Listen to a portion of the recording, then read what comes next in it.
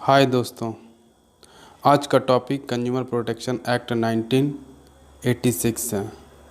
इस एक्ट के तहत हम कुछ मुख्य बातों को कवर करेंगे, जिसमें से कंज्यूमर प्रोटेक्शन का क्या मीनिंग होगा, उनके क्या मेन अथॉरिटीज़ हैं और डिस्प्यूट रिड्रेसल एजेंसीज हमारे देश में कौन कौन से हैं, उसके बारे में हम आज स्टडी करेंगे। कंज्यूमर प्रोटेक्शन एक्ट में सबसे पहली बात आती है कि कंज्यूमर प्रोटेक्शन का अर्थ क्या होता है। कंज्यूमर प्रोटेक्शन मतलब कंज्यूमर को प्रोटेक्ट करना, जो इमोरल प्रैक्टिस हमारे बिजनेस ऑर्गेनाइजेशन में अप्लाई किए जाते हैं उससे कंज्यूमर को प्रोटेक्ट करना, उनकी अधिकारों को सुरक्षित करना कंज्यूमर प्रोटेक्शन कहलाता है। इसके लिए गवर्नमेंट बहुत सारे एक्ट को इनेक्ट किया है, लाया है, जिसमें से कुछ act agriculture protect grand and marketing act 1937 है, Indian standard institution certification act 1952 है, द इसेंशियल कमोडिटी एक्ट 1954 है, trademark and merchandise marks act 1958 है, black marketing and maintenance of the supplies of essential commodities act 1980 हैं। ये सभी एक्टों का उद्देश्य consumer को प्रोटेक्ट करना है, कंज्यूमर को उनके अधिकारों को सुरक्षित रखना है। कंज्यूमर प्रोटेक्शन एक्ट का मेन उद्देश्य इमोरल प्रैक्टिस, जो कि बिजनेस ऑर्गेनाइजेशन बिजनेस ऑर्गेनाइजेशन द्वारा जो अप्लाई किया जाता है, जिससे कंज्यूमर को क्षति होता है, उससे प्रोटेक्ट करना है। इस एक्ट के तहत कंज्यूमर को ये राइट मिलता है कि वो क्वालिटी के बारे में, क्वांटिटी के बारे में और प्राइस के बारे में वस्तुओं को या सेवाओं का इंफॉर्मेशन ले सके। उनकी राइट टू गेट इंफॉर्मेशन का फैसिलिटी है, जिसमें वो क्वालिटी, क्वांटिटी एंड प्राइस के बारे में जान सकते हैं। यह पूरे देश में लागू होता है। 370 धारा 370 हटने से पहले यह सिर्फ पूरे देश में लागू होता, यह पूरा देश में लागू था, जम्मू कश्मीर को छोड़ करके, लेकिन अब पूरे देश में लागू है। अगर सेंट्रल गवर्नमेंट ने किसी गुड्स और सर्विस को नोटिफाई एग्जम्प्ट ना किया हो तो इसमें कंज्यूमर को एक पावर दिया जाता है सूट फाइल करने के लिए। अगर किसी तरह का उसको हानि होती है, किसी तरह का क्षति होती है, तो वो सूट फाइल कर सकता है, वो केस दर्ज कर सकता है। कंज्यूमर प्रोटेक्शन के अथॉरिटीज़ और काउंसिल ये 3 हैं, जिसमें से सेंट्रल कंज्यूमर प्रोटेक्शन काउंसिल है, स्टेट कंज्यूमर प्रोटेक्शन काउंसिल है, डिस्ट्रिक्ट कंज्यूमर प्रोटेक्शन काउंसिल है।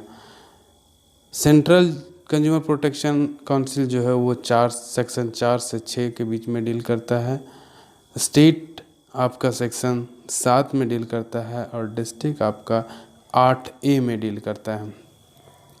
Central consumer protection act council में जो चेयरमैन होते हैं वो सेंट्रल काउंसिल के जो मिनिस्टर होते हैं वही इनके चेयरमैन होते हैं। इसमें 150 मेंबर होता है।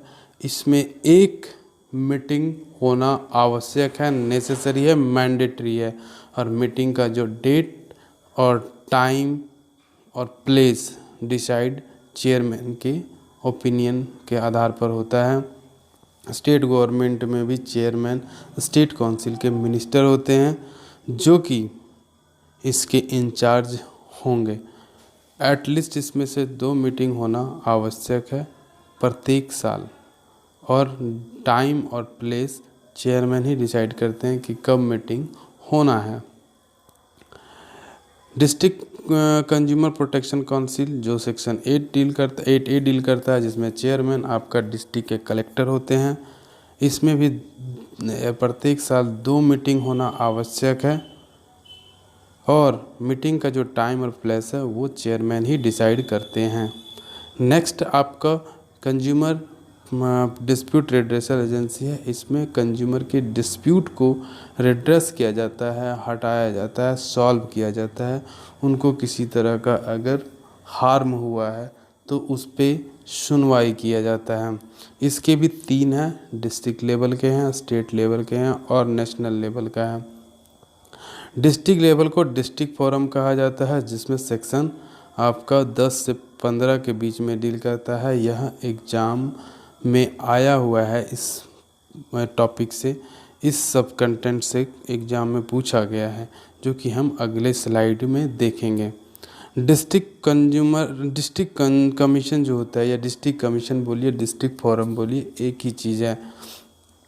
डिस्ट्रिक्ट कमीशन जो वैसे केसों को इंटरटेन करता है जिसके वस्तु या सेवा का वैल्यू जो हो वो 25 लाख से ज़्यादा नहीं होगा। ये अगर डिस्ट्रिक्ट कमीशन का ऑर्डर कंज्यूमर के लिए सेटिस्फाई नहीं होता है तो कंज्यूमर उसके अगेंस्ट में अपील दायर कर सकता है, जो कि डिस्ट्रिक्ट ऑर्डर के डेट के 30 दिन के अंदर होना चाहिए। इसमें केवल 3 मेंबर ही होते हैं। एक डिस्ट्रिक्ट फोरम की प्रेसिडेंट होता है, जो कि डिस्ट्रिक्ट जज होता है, एक वीमेन मेंबर होता है और एक अदर मेंबर्स होते हैं। स्टेट फोरम जो कि सेक्शन 16 से 19 के बीच में डील किया जाता है। इसमें वैसे केसों को एंटरटेन किया जाता है जो 25 लाख से ऊपर और 1 करोड़ से नीचे की वैल्यू की वस्तु या सेवा हो। अगर इनके ऑर्डर को कंज्यूमर इनके ऑर्डर के अगेंस्ट कंज्यूमर अपील करना चाहते हैं तो नेशनल फोरम में कर सकते हैं। वो भी 30 दिन के अंदर, ऑर्डर डेट से 30 दिन के अंदर आपको अपील फाइल करना होगा।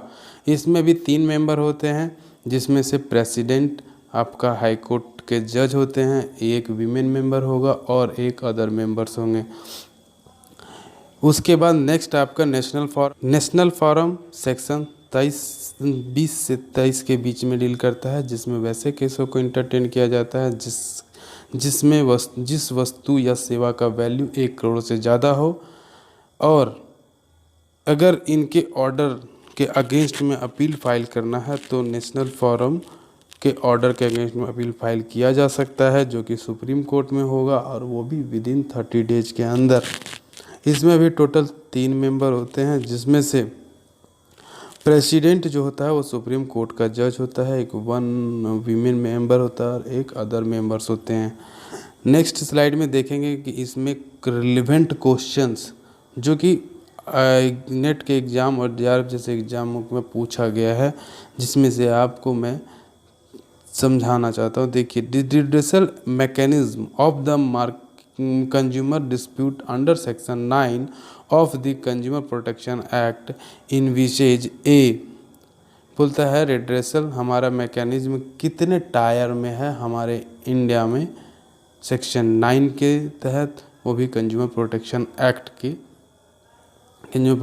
एक्ट में। Single tier system, 2 tier system, 3 tier system या open system independent on hierarchy. तो हमारे पास देखे थे हमने 3 टायर सिस्टम, 3 टायर सिस्टम है, जिसमें आपका डिस्ट्रिक्ट फोरम, स्टेट फोरम और नेशनल फोरम है। तो यहाँ सही आंसर आपका 3 होगा, 3 टायर सिस्टम। नीचे आपको हिंट्स भी दिया गया और ये किस चैप्टर से पूछा गया है उसके बारे में भी मैं दिखा दिया हूँ। Which of the following is not correct according to the consumer protection act. District forum shall consist of a lady social worker, एकदम सही है। सेकंड में कहता है state commission shall consist a person who is or has been a जज of the high court, एकदम सही है। बोलता है district forum shall consist of the 4 member, 4 member तो होता नहीं है, इसमें आपका 3 मेंबर ही होते हैं, चाहे आप डिस्ट्रिक्ट का ले लीजिए, स्टेट का ले लीजिए, चाहे नेशनल का ले लीजिए। तो ये स्टेटमेंट गलत है। नेक्स्ट स्टेटमेंट बोलता है national consumer dispute redressal commission shall consist of A person who is or has been a जज ऑफ द सुप्रीम कोर्ट, एकदम सही है। नेशनल कंज्यूमर का जो भी प्रेसिडेंट होते हैं वो आपका सुप्रीम कोर्ट के जज होते हैं। दैट मीन्स कि आपका तीसरा नंबर, 3rd नंबर गलत है। तो इसका सही आंसर 3 होगा, जो कि हिंट्स में आपके दिए गए हैं। आज के लिए इतना ही। Thank you so much. अगर आपको अच्छा लगे तो ज़रूर लाइक शेयर एंड सब्सक्राइब करें ताकि अगला वीडियो आपको सबसे पहले मिल सके। Thank you so much.